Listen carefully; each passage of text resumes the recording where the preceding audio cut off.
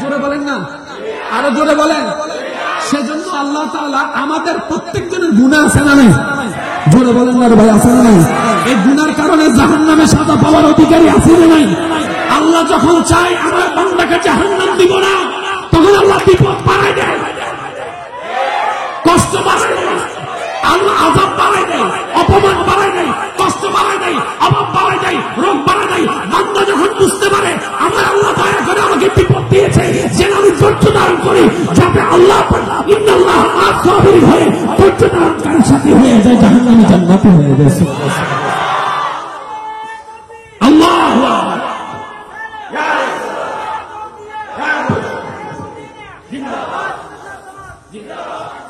এবার আসেন অঙ্কটা একটু বোঝার চেষ্টা করি। আমাদের ভিতরে কি সবাই আল্লাহর প্রিয় হতে পারছি? আয় না পারি, ওনার গান ওনারা হন পারছি না। আল্লাহর প্রিয় হতো মা বাবার প্রিয় পারি, আল্লাহর প্রিয় হতো না তো ভাই, জোনে জন্ম দিয়ে মা বাপ উনার খুশি করি না পারি, মা হাত দেয় গুণ মরে দুজন মর তোরা ফ্যাট লইয়ে রে ভুল করিলাম মাথা না হয় না, এত নিকে টাকা করে সিডাঙ্গিন আছে না, এই হতাইন হর্নিন বালা জোর হন্নাইন হর্নিন বালা আমায় দোষ নগরী মুখী ইবে বুফো আমায় এনো না গুড়ানো না আর মা হয় আর মা তোর আওয়াজ শুনি আর মা হদ দে তুই হারে গুড়ো হদ দে তুই তিন ফুয়ার বাপ তো ঠিক আছে ও মা তিন ফুয়ার বাপেরই আর হকেরা বড় তোমার হাসে গুড়ানো না যে তোমার ফুয়ানো না তোমার ফুয়ারে যদি তুই অভিশাপ দাও দোয়া করিব মনে গরম হতেন আস্তে আস্তে অমা তুই দোয়া না করিলে ফুয়া করে দোয়া করিব হবে অভিশাপ ফুয়াবুল গরব অবা গরব তুমি বাইর করি নির্দুপ ফুয়াবুল গরব হারাম দিন শেষ একদিন বুঝিত তারিব মা তো না ফোন কেউ নাই বাবার তো না ফোন কেউ নাই কেউ না যে এখানে রং লাগি তো গো এত লেখান রং গরব দে আর কেন না নতুন ফালসার কিনছি তো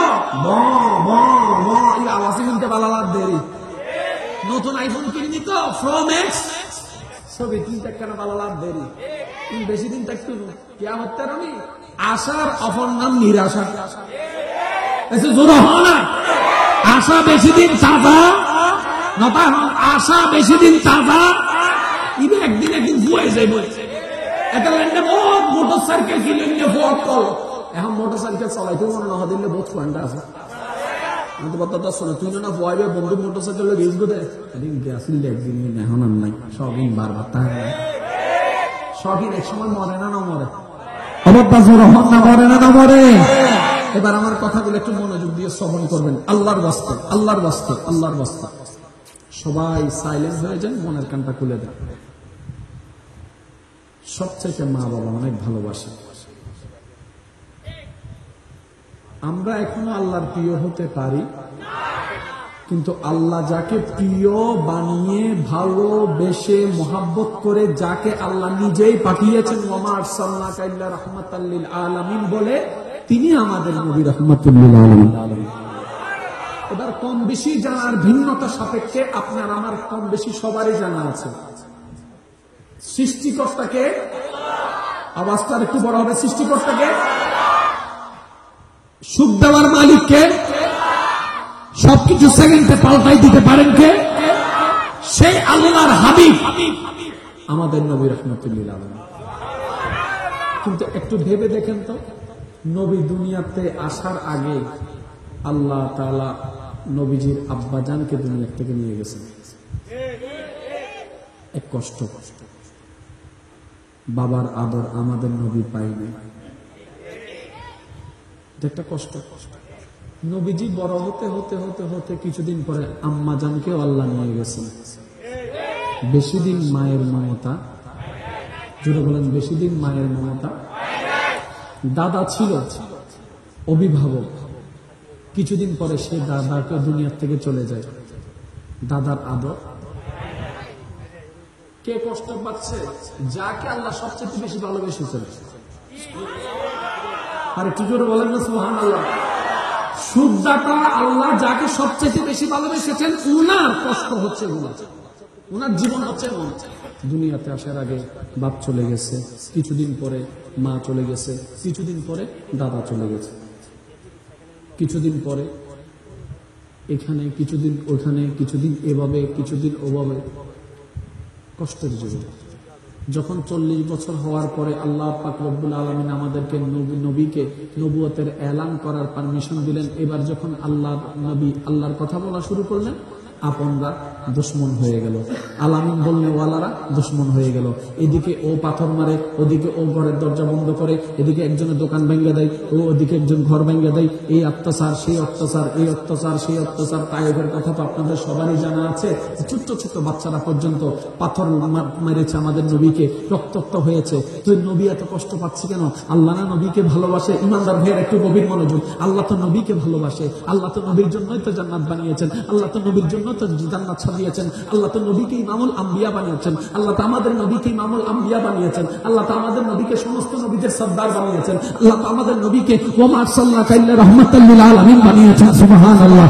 আল্লাহ তো আমাদের নবীকে আদমের নবী বানিয়েছেন, মূসার নবী বানিয়েছেন, ঈসার নবী বানিয়েছেন, দাউদের নবী বানিয়েছেন, ইউসুফের নবী বানিয়েছেন, ইসহাকের নবী বানিয়েছেন, ইউসুফের নবী বানিয়েছেন, ইব্রাহিমের নবী বানিয়েছেন, ইসমাইলের নবী বানিয়েছেন, আদমের নবী বানিয়েছেন। আল্লাহ তো আমাদের নবীকে সুবহানাল্লাহ যে আসরা বিআবদিহি লাইলাম মিনাল মসজিদিল হারাম ইলাল মসজিদিল আকসা সুম্মা দানা ফাতাদাল্লাহ। আল্লাহ তো আমাদের নবীকে আসমান ভ্রমণ করেছেন, সপ্তম আসমান ভ্রমণ করেছেন, সিদরাতুল মুনতাহা নিয়ে গিয়েছেন, লা মাকানে নিয়ে গেছেন, আত্তাহিয়াতুল্লাহি ওয়াস সালাওয়াতু ওয়াত তাইয়্যিবাতু বাক্য লাভ করেছেন। আল্লাহ তো আমাদের নবীকে শ্রেষ্ঠ কিতাব কোরআন দান করেছেন। আল্লাহ তো আমাদের নবীকে সবচাইতে বেশি মর্যাদা দিয়েছেন।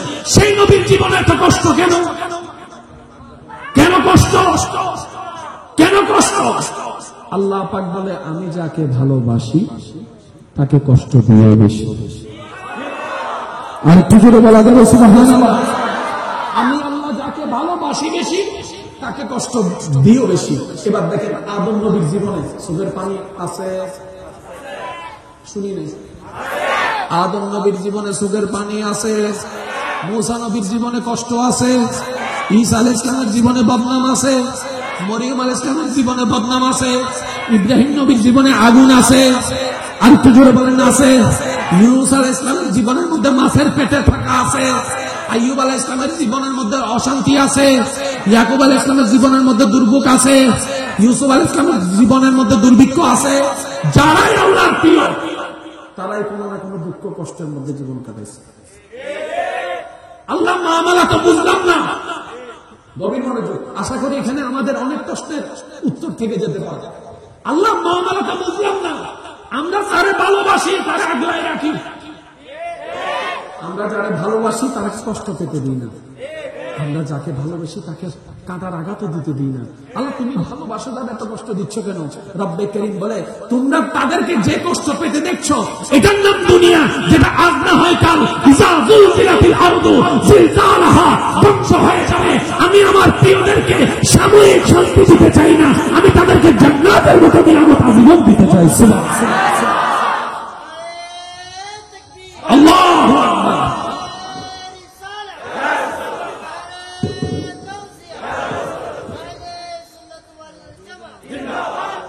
এবার ইমানদার ভাইয়ের আজকে থেকে একটা কথা বলেন, যত আজকে থেকে দুঃখ আসবে, বিপদ আসবে, সবগুলা আল্লাহর আযাব নাকি নিয়ামত? আর একটু জোরে বলা যাবে? আল্লাহ পাকের আযাব না নিয়ামত? আল্লাহর নিয়ামত গুলা কেন দেন? আমাদেরকে বাঁচানোর জন্য। এবার লাগুন একদম অঙ্ক বুঝুন, কষ্ট হবে বুঝি বুঝুন। আচ্ছা আমি আর 5 মিনিট বাদে শেষ করি। হ্যাঁ শেষ করে দিন না 5 মিনিট বাদে। আর তো নেই না, ওনারা বিদায় দিলে আরেক মুখে যাওয়া আছে বুঝছো, এখানে যাইতে যাওয়া না। বোধ সময় বাচ্চে ওদের আগে মার ফেরত মরি জানা না, ওনারা না মরে না, ওখানে জোরে জোরে হন না, মরে না। আবার বাচ্চা ডেলিভারির সময় মরে না। অনেক সময় দেখবেন দুনিয়াতে বাচ্চা প্রসবের আগে বাচ্চা মারা যায়, আবার অনেক সময় ডেলিভারির সময় বাচ্চা মারা যায়, আবার অনেক সময় ডেলিভারির পরে বাচ্চা মারা যায়। কিন্তু আমাদের দুর্ভাগ্য, আমাদের সমাজ এত নোংরামি চলে যাচ্ছে, সব জায়গায় আমরা দোষ দিচ্ছি বাচ্চার মাকে। এবার বলেন, হায়াতের মালিককে, মৌতের মালিককে? কোন মা কি ইচ্ছা করে সব জ্ঞানে সহিচ্ছে বাচ্চা মেরে ফেলবে? যদি মেরে ফেলারই হতো মাসের পর মাস পেটের মধ্যে রাখলেন কেন? কোন বাচ্চা যদি মারা যায় কিংবা কিছু হয়, আমাদের সমাজ শুধু মাকে দোষারোপ করে। আমি বলি যে না, এই কাজ কখনো করেন না। আল্লাহর সন্তুষ্টির উপর সন্তুষ্টি থাকা শিখে নেন, আল্লাহ পাক আপনার অল্প আমলে সন্তুষ্টি থাকবেন। ইমানদার ভাইরা, এবার বলুন সবকিছু সিদ্ধান্ত কার? এবার অনেকের মনে প্রশ্ন, আল্লাহ দিলাও কেন? এই কথাটা বলে ফেলছে, দিলাও কেন, দিলাও কেন? 12 বছর বিয়ে হয়েছে, বাচ্চা হয় না, হঠাৎ বাচ্চা একটা কনসিভ হলো, এটা হলো, মারা গেল। আল্লাহ পাক বলে যে বান্দা তোমরা তো বুঝো নাই, আমি যখন যা করি বান্দার ভালোর জন্য করেছি। আচ্ছা, একটা বাচ্চা মারা গেছে কেন? মার ভালো কি, বাপের ভালো কি? আমাদের বিবেকে তো ধরে না। মনে রাখবেন, আমাদের বিবেকে ধরে না বলে যে মিথ্যা, বিষয়টা তা নয়। সবকিছু যে আমাদের বিবেকে ধরবে এমন কোন কথা? জোরে বলেন, এমন কোন কথা? বিজ্ঞানের আবিষ্কারের মাধ্যমে আমরা এখন মঙ্গল গ্রহের নাম শুনতেছি, মার্স শুনতেছি। বিজ্ঞান যখন ছিল না, মার্স তখনও ছিল, কিন্তু আপনি আমি জানতাম। আজকে একটা কথা মনে রাখবেন, সবকিছু আমাদের বিবেকে ধরবে না, তারপরে অনেক ঘটনা সত্য আছে। সত্য বান্দা জিজ্ঞেস করে, মওলা আমার বাচ্চা মারা গেছে, এত শখের, এত আল্লাদের বাচ্চা, এটা আবার কেমন দয়া? রব বলে যে ধৈর্য ধরো, যদি পারো ধৈর্য ধরতে তোমার জন্য নিয়ামত আছে। আরেকটু জুড়ে বলেন না সুবহানাল্লাহ। এবার সবকিছু ধ্বংস হয়ে গেল, সবাই কবরে চলে গেল, কবর থেকে আল্লাহর হুকুমে সবাই হাসরে চলে গেল। হাসরে যাওয়ার পরে ওই মা বাবার বিচার হবে কি হবে না? আমলের বিচার হবে কি হবে না? দাড়ি পাল্লায় যাবে কি যাবে না? আল্লাহর কুদরতি ব্যবস্থাপনায় ওই মার হিসাব, বাবার হিসাব, দুজনের আমল নামা গুনাহ বাড়ি হয়ে জাহান্নামে। ফেরেশতা তাদেরকে টেনে টেনে জাহান্নামে নিয়ে যাচ্ছে। বুঝবেন, ফেরেশতা তাদেরকে টেনে টেনে জাহান্নামে ফেলে দিবে। এর আগ মুহূর্তে আরেকজন ফেরেশতা এসে বলে, ও ফেরেশতারা দাঁড়াও, ওদেরকে জাহান্নামে দিও না, রায় ঘুরে গেছে, ওদেরকে জান্নাতের রাস্তাটা দেখায় দেয়। আর একটু জোরে বলা যাবে? ওদেরকে জাহান্নামে দিও না, ওদেরকে জান্নাতের রাস্তা দেখাই দাও। তখন মা বলবে, আমি তো জানি আমি কত বড় বাটপার। বাবা বলবে, আমি তো জানি আমি কত বড় গুনাহগার, আমরা তো জান্নাত পাওয়ার যোগ্য না, কিন্তু জান্নাত পাইলাম কেমনে? তো ফেরেশতা বলবে, আরে তোমাদের জন্য একজনে জান্নাতের দরজায় দাঁড়িয়ে আল্লাহর দরবারে বারবার দরখাস্ত করতেছে, আল্লাহ ওদেরকে ছাড়া আমি জান্নাতে যাব না। এবার মা বলে যে এই কঠিন দিনে কেউ কারো কথা মনে রাখে না, ওইটাকে তুই যাইয়া দেখি তো। যাওয়ার পরে দেখবে যে একজন দাঁড়িয়ে আছে, মা জিজ্ঞেস করবে, বাবা জিজ্ঞেস করবে, এই তুই কে, আমাদের পক্ষে সুপারিশ করলি? তখন বাচ্চাটা বলবে, মা চিনলা না, আমি তোমাদের সেই সন্তান যেটা দুনিয়াতে আসার আগে মারা গেছিলাম, আসার পরে মারা গেছিলাম। তো যাদেরকে বড় করছে লাইলা বাইলা, তারা তো কেউ মনে রাখে নাই। বুঝবেন আমার কথাটা, বুঝবেন? যাদেরকে খাওয়াইয়া তারাইয়া বড় বড় করলাম, তারা হাসরে মনে রাখে নাই। তুই না খাওয়াইছি, না প্রস্রাব কর, না পরিষ্কার করেছি, না গোসল করেছি, তুই মনে রাখলি কেন? তোমাদেরকে এই কঠিন দিনে আল্লাহ উসিলা করে বাঁচানোর জন্য ওই দুনিয়াতে সাময়িক 3-4 দিন জান্নাত করেছেন, যাতে তোমরা আজীবন হাসতে পারো।